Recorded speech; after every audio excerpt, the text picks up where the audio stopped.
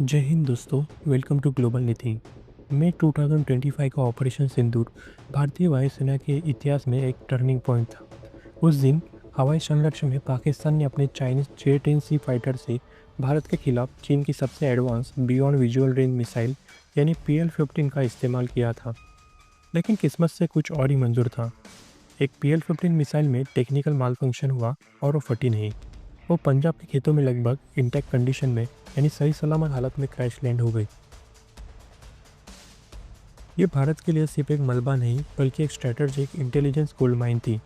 जिस टेक्नोलॉजी को चीन दुनिया से छुपाकर गेम चेंजर बता रहा था, वो अब भारतीय एजेंसी के हाथ में थी।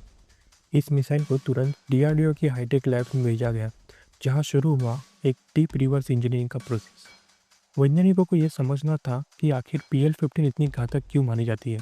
जब DRDO ने इसे डिसअसेंबल किया तो दो क्रिटिकल टेक्नोलॉजी सामने आई। पहली थी इसका सीकर। PL-15 में एक बेहद एडवांस मिनिएचर ऐसा यानी एक्टिव इलेक्ट्रॉनिक स्कैनर सीकर लगा था। इसकी खासियत यह थी कि यह दुश्मन के इलेक्ट्रॉनिक काउंटर मेजर यानी जैमिंग को आसानी से बाईपास कर सकता था। इसकी टारगेट ट्रैकिंग एक्यूरेसी पुराने जनरेशन की मिसाइल से कहीं ज़्यादा थी, जो इसे टर्मिनल फेस में बहुत खतरनाक बनाती थी। लेकिन जो सबसे बड़ी खोज थी वो था इसका प्रपल्शन सिस्टम। आमतौर पर अस्त्रा MK1 जैसी मिसाइलें सिंगल पल्स सॉलिड मोटर का उपयोग करती है, यानी एक बार फ्यूल जला, स्पीड बनी और फिर मिसाइल ग्लाइड करती है। लेकिन PL-15 में dual pulse solid rocket motor technology मिली। इसका मतलब है मिसाइल लॉन्च के वक्त एक पल्स का उपयोग करती है और फिर अपने फ्यूल का एक हिस्सा बचा कर रखती है।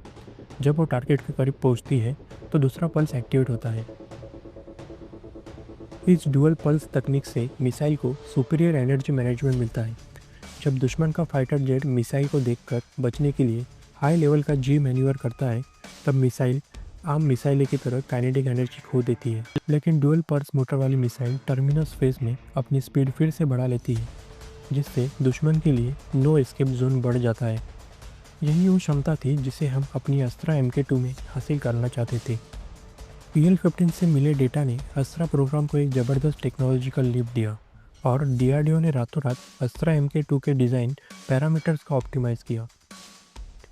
और हमने PL-15 के प्रोपेलन फॉर्मुलेशन को स्टडी करके अपना खुद का इंडिजीनियस डुअल पल्स मोटर तैयार किया। साथ ही चीन के ऐसा सीकर से बेहतर भारत ने अपना उत्तम बेस मिसाइल सीकर इंटीग्रेट किया, जिसकी ECCM क्षमताएं और भी बेहतर है। इस सफल रिवर्स इंजीनियरिंग और स्वदेशी इनोवेशन का नतीजा ये हुआ कि अस्त्रा MK2, जिसकी अनुमानित रेंज पहले 120 से 130 किलोमीटर थी, अब उसकी ऑपरेशनल रेंज 180 से 200 किलोमीटर तक अधिक हो गई है। अब अस्त्रा MK2 न केवल एक लॉन्ग रेंज BVR मिसाइल है, बल्कि इसकी टर्मिनल वेलोसिटी और मैन्यूवरेबिलिटी इसे PL-15 के बराबर या शायद उससे अधिक बेहतर बनाती है। और इस घटना का जियोपॉलिटिकल असर ये हुआ कि डिफेंस इंटेलिजेंस रिपोर्ट बताती है कि PL-15 के कॉम्प्रोमाइज़ होने से चीन की वायुसेना में डर का माहौल है। उन्हें पता है कि भारत के पास अब उनके एडवांस वेपन का काउंटर मेजर मौजूद है।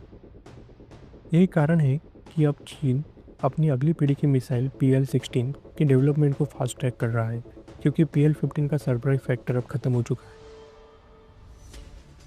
कंक्लूजन ये है कि ऑपरेशन सिंदूर में दुश्मन की एक गलती ने भारत को हवाई युद्ध क्षेत्र में एक इम्पॉर्टेंट स्ट्रेटेजिक एडवांटेज दिया है। अस्त्रा MK2 का सक्सेसफुल डेवलपमेंट ये साबित करता है कि DRDO अब दुनिया की किसी भी टॉप टियर टेक्निक को न सिर्फ समझ सकता है, बल्कि उसे बेहतर भी बना सकता है।